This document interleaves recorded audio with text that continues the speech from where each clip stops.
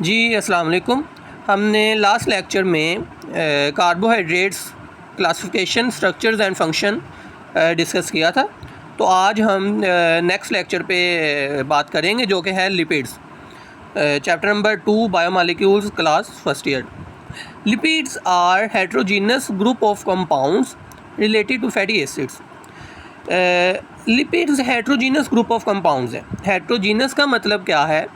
Hetero mean होता है different, genus mean composition, मतलब इनकी कंपोजिशन मुख्तलिफ़ तरह के एटम्स पे मुश्तमिल है। नोट करने की बात यहाँ पे है कि ज़ाहिर बात है कार्बन, हाइड्रोजन और ऑक्सीजन पर मुश्तमिल हो सकते हैं फैटी एसिड्स।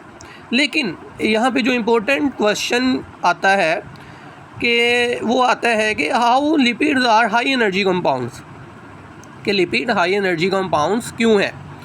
तो अगर हम लिपिड्स में देखें तो कार्बन और हाइड्रोजन की प्रोपोर्शन हाई होती है, ठीक है, और ऑक्सीजन लो प्रोपोर्शन में होता है। तो इसका आंसर यही है कि कार्बन और हाइड्रोजन की प्रोपोर्शन हाई है, ऑक्सीजन की प्रोपोर्शन लो है। तो इसको हम एक नेक्स्ट बात में ऐसे एक्सप्लेन कर सकते हैं कि lipids store double amount of energy as compare to carbohydrates and proteins. मतलब लिपिड्स में कार्बोहाइड्रेट्स और प्रोटीन से 2 गुना एनर्जी स्टोर होती है। लिपिड्स हेट्रोजीनस कंपाउंड्स हैं, फैटी एसिड्स हैं, कार्बन हाइड्रोजन की हाई प्रोपोर्शन है, ऑक्सीजन लो प्रोपोर्शन में। तो जो नेक्स्ट लिपिड के बारे में बात है कि ये वाटर में इंसोल्युबल होते हैं और ऑर्गेनिक सॉल्वेंट्स जैसे कि ईथर, क्लोरोफॉर्म वगैरह में ये सॉल्वेंट्स होते हैं। ये हाइड्रोफोबिक कंपाउंड्स हैं। ठीक हो गया, ये लिपिड्स का इंट्रोडक्शन है। इसकी इंपॉर्टेंस क्या है? लिपिड्स एनर्जी प्रोवाइड्स करते हैं, ठीक है, वाटर बैरियर के तौर पर एक्ट करते हैं। इंसेक्ट्स का एक्सोस्केलेटन मोस्टली लिपिड्स का बना हुआ होता है। Structural component of cell membrane, cell membrane का स्ट्रक्चरल कंपोनेंट के तौर पर ये एक्ट करते हैं। ठीक हो गया। तो लिपिड्स का ही अगला टॉपिक है लिपिड्स के रिलेटेड, वो जो है फैटी एसिड्स। फैटी एसिड्स क्या होते हैं? Fatty acids are long chain compounds consisting of carbon and hydrogen with an acidic group। Fatty acids long chain compounds होते हैं, कार्बन और हाइड्रोजन पर मुश्तमिल होते हैं और इनमें एक एसिडिक ग्रुप होता है। तो यहाँ पे इसका स्ट्रक्चर दिखाया गया है कि RCOOH, ठीक है। तो इस ग्रुप को हम कार्बोक्सिल ग्रुप कहते हैं, एसिडिक ग्रुप कहते हैं, ठीक है, COOH। तो जो R है ये अल्काइल ग्रुप है।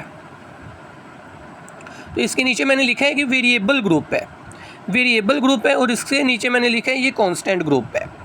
तो वेरिएबल और कांस्टेंट का मतलब क्या है कि जो ये R ग्रुप है ना, ये वेरी कर सकता है। मतलब जैसे नीचे एग्जांपल्स हैं कि acetic acid, palmitic acid, oleic acid. तो एसिटिक एसिड में R ग्रुप और है, पाल्मिटिक में और है, ओलिक एसिड में और है, ठीक है। लेकिन जो कार्बोक्सिल ग्रुप है वो सब में सेम है। ठीक हो गया। तो ये इम्पोर्टेंट बात है कि R जो है ये वेरिएबल ग्रुप है और एसिडिक ग्रुप जो है ये कांस्टेंट ग्रुप है, ये हर कंपाउंड में कांस्टेंट रहेगा। तो ये आपने ज़हन नशीन कर लेना है। अच्छा, अगर हम नेक्स्ट बात करें फैटी एसिड की एग्जांपल्स पे, तो यहाँ पे मैंने एसिटिक एसिड शो किया है CH3COOH। मतलब अगर R की जगह CH3 लगा दिया जाए और कार्बोक्सिल ग्रुप वैसे का वैसा ही है तो इसको हम कहते हैं जी एसिटिक ग्रुप है। तो नेक्स्ट अगर पाल्मिटिक एसिड है, मैंने पहले कहा है जो R ग्रुप है ये वेरिएबल ग्रुप है, ये लॉन्ग चेन कंपाउंड हो सकता है। तो यहाँ पे C15 है, मतलब कार्बन इसमें टोटल 16 हो जाएंगे, एक ये वाला मिला के। तो इसमें इतने कार्बन्स हैं, बात की समझ आ गई ना, पाल्मिटिक एसिड में।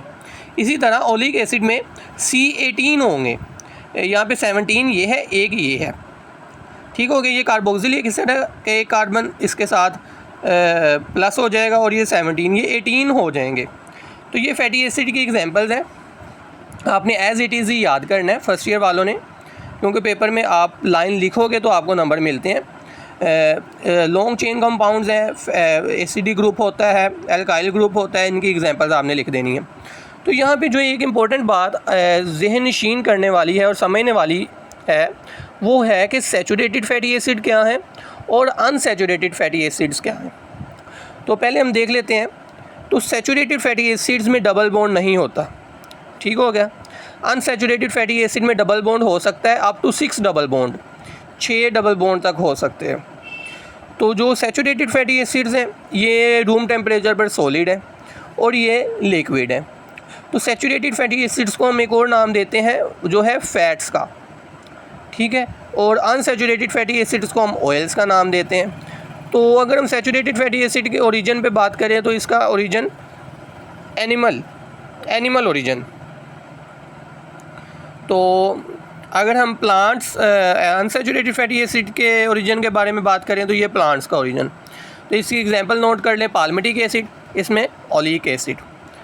अब जो पाल्मिटिक एसिड है ऊपर मैंने एग्जांपल दी हुई है, इसमें डबल बॉन्ड नहीं है, लेकिन जो ओलिक एसिड है इसमें डबल बॉन्ड है। तो ज़ाहिर बात है ये अनसैचुरेटेड फैटी एसिड है। नोट करने वाली बात इसमें यह है कि solubility and melting point of fatty acids increases with increasing number of carbons in hydrocarbon chain. मतलब ये शॉर्ट क्वेश्चन आ सकता है कि फैटी एसिड्स की सोलुबिलिटी एंड मेल्टिंग पॉइंट कब इंक्रीज़ होता है। तो जैसे जैसे number of carbons hydrocarbon chain में इंक्रीज़ होंगे तो वैसे वैसे ही इसकी solubility and melting point increase होगा। तो ये तो था all about lipids, fatty acids, saturated fatty acid, unsaturated fatty acids, lipids का स्ट्रक्चर्स, फैटी एसिड्स के स्ट्रक्चर्स, इंपॉर्टेंस, ये सब आपने याद कर लेनी है। तो इस चैनल को सब्सक्राइब कर देना। इंशाल्लाह हम नेक्स्ट लेक्चर में मिलते हैं जिसमें हम लिपिड्स को मज़ीद डिटेल में बात करेंगे, लिपिड्स की क्लासिफिकेशन वगैरह के बारे में बात करेंगे। ओके, थैंक यू, अल्लाह हाफिज़।